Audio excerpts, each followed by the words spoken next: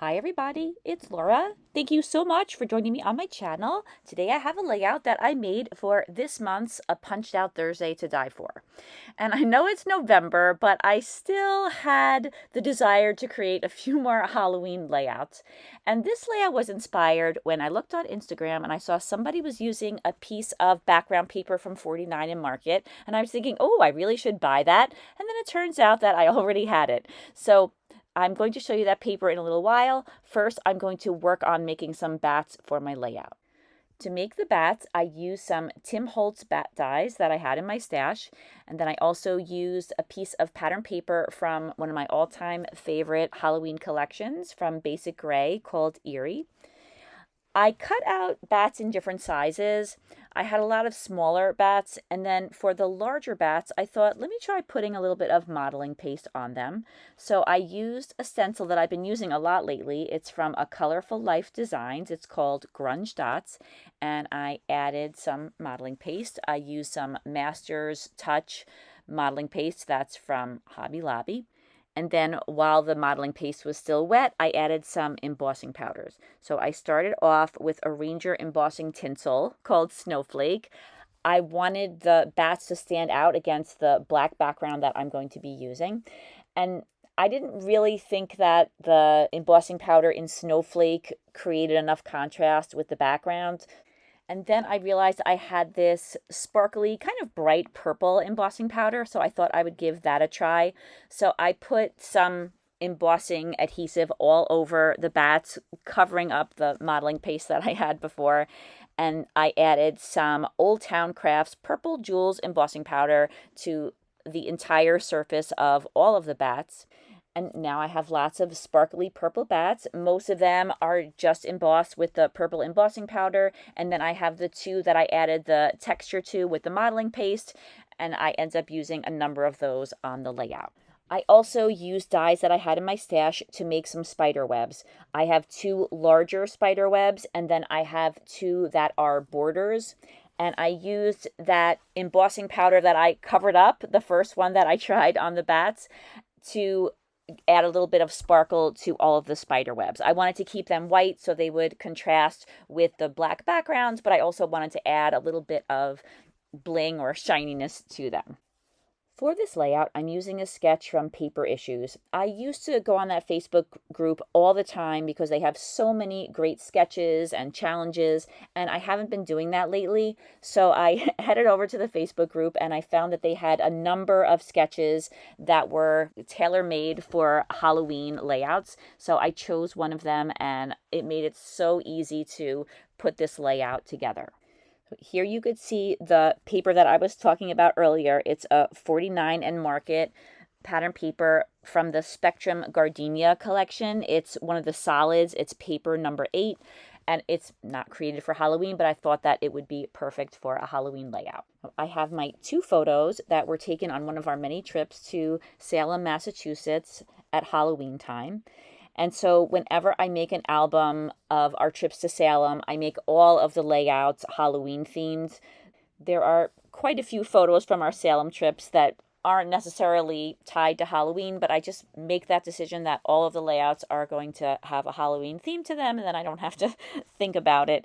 And I absolutely love using Halloween papers and embellishments, so it makes me happy. So I mounted both of my photos on some white cardstock, and then I used a piece of orange pattern paper and I added some strips of striped paper to the top and the bottom. And then I thought it would probably look nice if each of the photos had another mat that was a color. So I used that really cool green spiderweb paper and I cut a very thin mat to go around each of the photos. And I have been using some Distress ink in black soot to ink the edges of all of the papers. These photos were taken in the memorial to the people who lost their lives during the witch trials. There's a really beautiful tree there, so I took a couple of pictures of my daughters. And then on the other side of the memorial, there's a graveyard.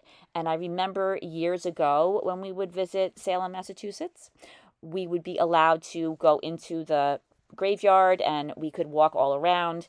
Now you have to stay on the paths that they have. And then I think now you also have to get tickets. They're free, but I think that during October, you can't just go in and walk around without being allowed in. So things have changed because there are so many more people going to Salem in the last few years than there used to be.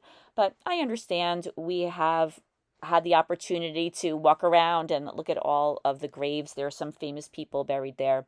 And we actually didn't go in October this year. My family is just feeling that it's just gotten so crowded that we can't do a lot of the things that we've gotten used to doing because there are such large crowds. But it is really fun to go to Salem in October. There are a lot of cool characters. So hopefully we'll go back there again one year. But now we're starting to go in the summer just because we really love the town in so many different ways. There's a lot of really cool history, not just the witch trial history, but all of their history is just really interesting, and we all just really love it there. So I'm following the sketch very closely for this layout. I have my spider webs in the same place, I have my bats in the same place, and the shapes of the bats that I use on my layout are even very similar to the ones in the sketch. Well, I don't usually glue things down at this stage because I am always changing my mind, but the embossed pieces do not react well to the ATG adhesive that I like to use. They are really not held in place by that adhesive, so I decided that I would just go ahead and try to be brave and use some wet glue. So I'm using some gel glue, and I attach down the spider web borders, one on top of one of the photos, one below the other photo, and then I also am gluing down the spider webs. I wasn't quite ready to glue the bats down yet. I just wanted to make sure that I had them where I wanted them, and I didn't know if I was going to be adding any more embellishments, so I decided to hold off on those. But I found that the embossed pieces were even a little bit difficult to glue down, so I had to use some punches to help hold down the pieces while the glue dried. So now I have some of the major items on the page, and I was thinking that I wanted to add some photo corners. So I punched out some off-white photo corners. I end up covering these up because I kind of felt like I needed a little bit more color near my pictures. But for right now, I have these photo corners. I inked the edges and I used ATG adhesive to secure them to the photos. At this point, I was thinking I probably should have made the rectangle behind my photos a little bit larger because it seems like my photos are very large in scale next to that rectangle. So I decided that I wanted to extend that area a little bit. So I'm using some green pattern paper. I'm inking the edges and I'm just placing a rectangle below and above my photos. And I thought that that would make that area of pattern paper a little bit more substantial so that it looked more in scale with my photos. I usually don't like to cut my photos down too much unless there's really nothing going on in the background. But I find sometimes that some of the things that in the moment you don't think are important, later on those things are the thing that makes the photo so interesting, like maybe a car that you had in the background, or maybe the way a room was decorated, something that was hanging on the wall. So I try to not cut photos down too much, and they tend to be very large on my layouts. So sometimes I have to make some adjustments to sketches to take into consideration that my photos might be a little bit larger than what's on a sketch. Now, having done so many Halloween layouts, I find that the title Boo is kind of the equivalent to the non-Halloween layouts Hello. It's kind of a generic title for a Halloween layout, and I really like these letters. I like the way they had a black border and then the white in the middle. I thought that they really stood out on this page. The only problem with these letters, though, was that they're older, and it seems like the glue that was used to hold those little jewels in place on the chipboard turned yellow, but I still really wanted to use them. So I used my Dr. P.H. Martin's Bleed Proof White. This is something that I have left over from when I used to do more like classical art pieces, and I used that to cover up those yellow spots. And I don't see that so clearly on the video, but it was very, very clear in person. And I feel like this Bleed Proof White, it's kind of like a whiteout for crafters or artists. I've used it quite a bit in the past to cover up things or to make things that should be white and are no longer white look a little crisper. it's just a good thing to have on hand, I think. I had taken the bats off temporarily. I think I didn't want to lose them or misplace them because I wasn't ready to attach them down. So I returned the bats to the layout. I also added some spiders, and I don't know why I did this. I added a purple spider to Boo, and that stayed like that. And then I added some other of the same or similar spiders to the spider webs, and I ended up taking them off and putting different spiders on. I don't really know why. I like those spiders that I just put on, but I picked a slightly larger, more sparkly spider for the final product. I added a couple more bats at the top because I wanted to kind of fill up that space a little bit, and then I wanted to have the bats in 3 different spots. I just think that that addition kind of completed the layout and the bats and balanced out the purple. Now, I tried to use some glue dots to attach the bats down, but that embossing powder, there was a lot of it on the back of the bats, and it didn't really like the glue dots either. So in the end, I went back with some gel glue and I glued all of those bats down. But for right now, the glue dots are holding them down. And then on the back of the title, there were some foam dots. I ended up taking those foam dots off, and then I just used some ATG adhesive to attach them down. And then later on, I also used some gel glue to attach the title down to the page. This is where I decided that I wanted to change the color of the photo corners. So I used a scrap of orange paper and I punched out 4 orange photo corners. Once again, I inked the edges, and I didn't bother removing the photo corners that were there. I thought that they would just give a little bit of dimension, a very little bit of dimension to the photo corners, which is easier to layer the new photo corners over the old ones. I love to add jewels to my layouts. Here I'm using some glossy accents and some really, really tiny orange jewels, and I'm adding some eyes to the bats. So I had some small orange jewels, and then I also had some like incredibly tiny jewels. They were so, so small. I don't know what else I would ever use them for, but I thought that it would be kind of cool to have those little teeny tiny ones on the smaller bats. And I used my little bottle of glossy accents. I bought this at the last Scrapbook Expo that I went to, and I feel like this is the way I'm going to go in the future. I love these little bottles, and I found that this one is not clogging up. I don't know why the big one tends to clog up on me and the little one doesn't, but I really like this little bottle. So if you are new to glossy accents and you'd like to give it a try, they have these little small bottles that are really inexpensive that are available, and it's great for holding down things like jewels.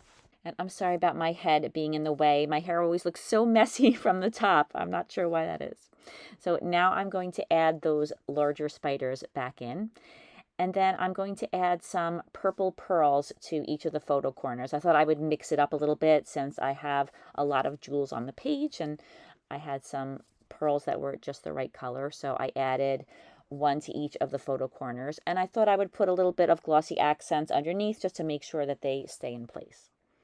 So I was thinking that I should probably add something a little bit more to the layout. It looked like it was almost done, but I wanted to add one more embellishment. And I found this. I think this was from a My Mind's Eye Halloween pack, but it was kind of floating around loose with my embellishments. And it said trick or treat across it, and trick or treat was not appropriate for this layout. So I peeled off the trick or treat banner, and I decided that I would look for something to put in the center, and I found this little skull. The brand of that skull is Little Bee Stickers. It's very, very detailed. It looked a little bit lost on that embellishment, so I punched out a circle from some pattern paper, and you can see that I'm inking the edges of everything on this embellishment, and I placed that down. I thought that it would be a nice contrast with the skull since it's a very dark color.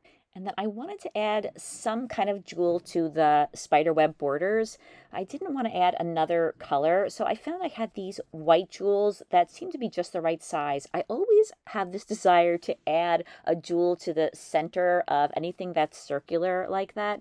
So I cut a couple of white jewels off of some strips of jewels, and that is the very last touch. This layout is complete, and here are some close-ups. So I want to say thank you so much for watching this video, and I want to say thanks to all of you lovely viewers who are always keeping my spirits up and making me feel so good by leaving me those really, really lovely comments. I really, really appreciate that. Thank you. I also wanted to mention that you can watch more Punched Out Thursday to Die For videos by watching Kathy, Sonia, and Ronnie Sue's channels, and the links to their channels are in the description box. I hope you have a fantastic day, and I hope to see you again soon. Take care, everybody. Bye-bye.